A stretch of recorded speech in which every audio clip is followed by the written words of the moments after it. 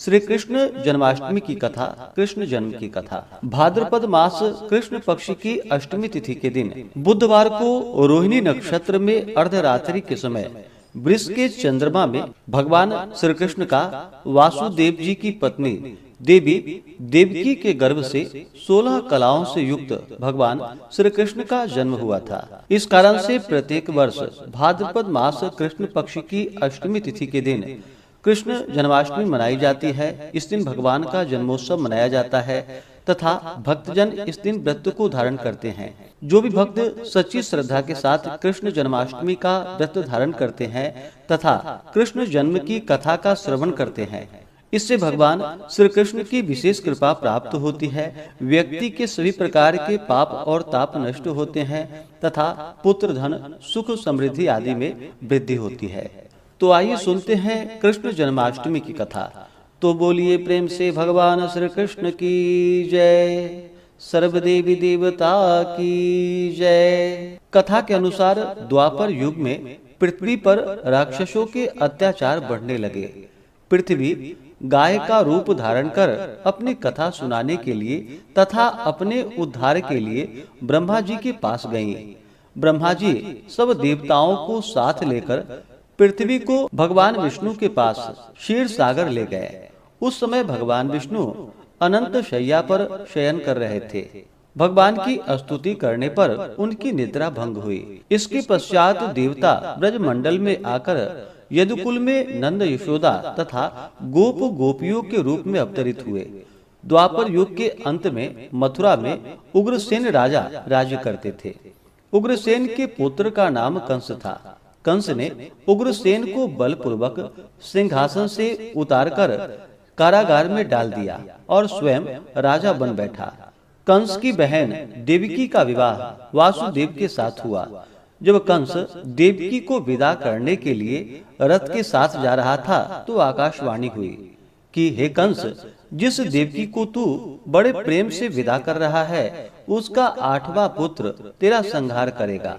आकाशवाणी की बात को सुनकर कंस क्रोध से भरकर देवकी को मारने को तैयार हो गया। उसने सोचा न देवकी होगी और न उसका कोई पुत्र होगा।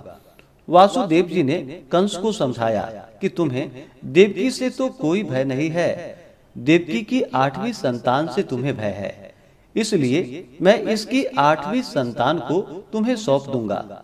तुम्हारे समझ में जो आए उसके साथ वैसा ही व्यवहार करना। कंस ने वासुदेव जी की बात स्वीकार कर ली और वासुदेव देवकी को कारागार में बंद कर दिया।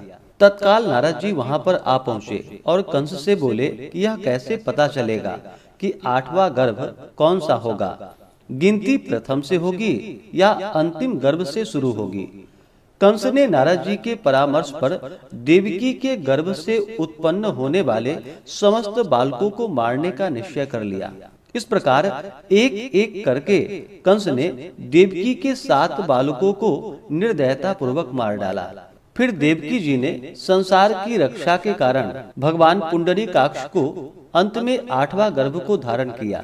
और फिर भाद्रपद मास कृष्ण पक्ष की अष्टमी तिथि रोहिणी नक्षत्र में भगवान का आविर्भाव हुआ, जो कि चंद्रमा की चांदनी के समान भगवान का जन्मदिन संपूर्ण जगत को आह्लादित करने वाला हुआ। और उस दिन सभी दिशाएं अत्यंत निर्मल हो गई। श्री जनार्दन जन्म लेने पर संत जनों को परम संतोष हुआ। प्रचंड वायु शांत हो गई तथा नदियां अत्यंत स्वच्छ हो गई। समुद्रगण अपने घोष से मनोहर बाजे बजाने लगे, गंधर्वराज गान करने लगे और अप्सराएं नाचने लगी। श्री जनार्दन प्रकट होने पर आकाशगामी देवगण पृथ्वी पर पुष्पमाला बरसाने लगे तथा शांत हुए यज्ञादिक फिर प्रज्वलित हो उठे। हे द्विज, अर्धरात्रि के समय सर्वाधार भगवान जनार्दन के आविर्भूत होने पर पुष्प वर्षा करते हुए मंगलगण मंद मंद गर्जना करने लगे। उन्हें खिले हुए कमल दल की सी आभा वाले चतुर्भुज और वक्षः स्थल में श्रीवत्स चिन्ह सहित उत्पन्न हुए देखकर आनक दुंदुभी वसुदेव जी स्तुति करने लगे। हे द्विजोत्तम महामती, वासुदेव जी ने प्रसाद युक्त वचनों से भगवान की स्तुति कर कंस से भयभीत रहने के कारण इस प्रकार निवेदन किया। वसुदेव जी बोले कि हे देव देवेश्वर, यद्यपि आप साक्षात परमेश्वर प्रकट हुए हैं, तथापि हे देव, मुझ पर कृपा करके अब अपने इस शंख चक्र गदाधारी दिव्य रूप का उपसंहार कीजिए। हे देव, यह पता लगते ही कि आप मेरे इस गृह में अवतीर्ण हुए हैं, कंस इसी समय मेरा सर्वनाश कर देगा।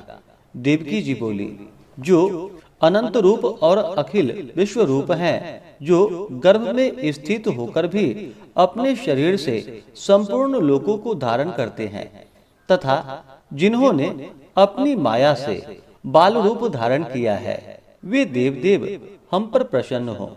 हे सर्वात्मन, आप अपने इस चतुर्भुज रूप का उपसंहार कीजिए।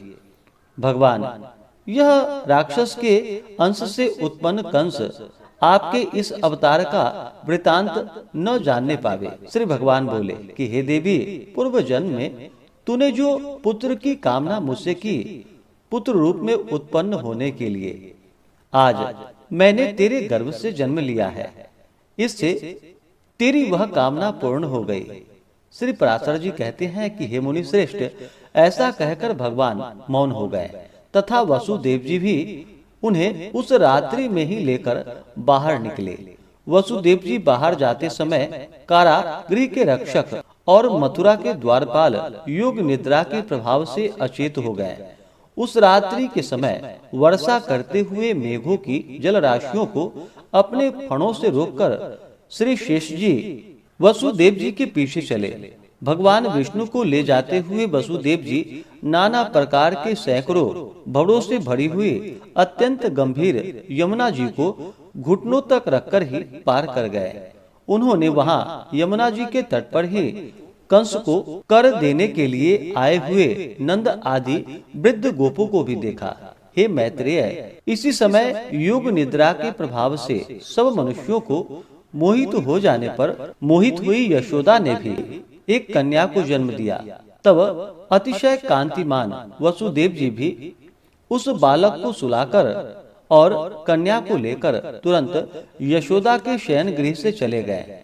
जब यशोदा ने जागने पर देखा कि उसने एक नील कमल दल के समान श्याम वर्ण पुत्र उत्पन्न हुआ है, तो उसे अत्यंत प्रसन्नता हुई। इधर वसुदेव जी ने कन्या को ले जाकर अपने महल में देवकी के शयन गृह में सुला दिया और पूर्ववत स्थित हो गए। हे द्विज, तदंतर बालक के रोने का शब्द सुनकर कारागृह रक्षक सहसा उठ खड़े हुए और देवकी के संतान उत्पन्न होने का वृतांत कंस को जाकर सुना दिया।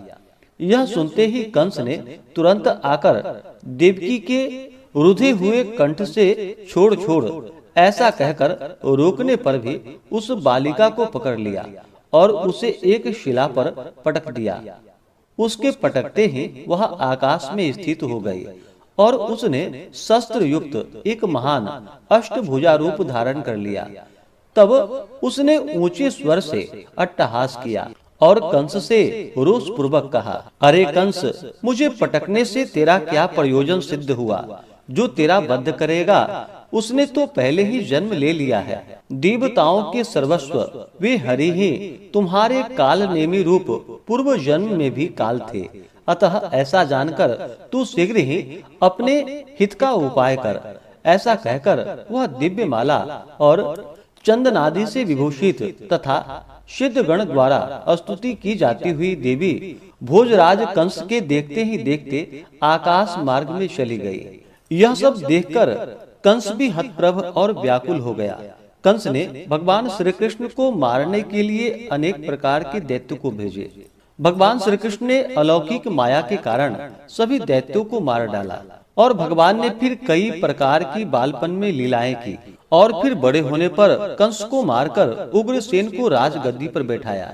इस प्रकार से श्री कृष्ण की पुण्य जन्म तिथि को तभी से सारे देश में बड़े हर्ष और उल्लास के साथ मनाया जाता है। तो बोलिए प्रेम से भगवान श्री कृष्ण की जय, सर्वदेवी देवता की जय।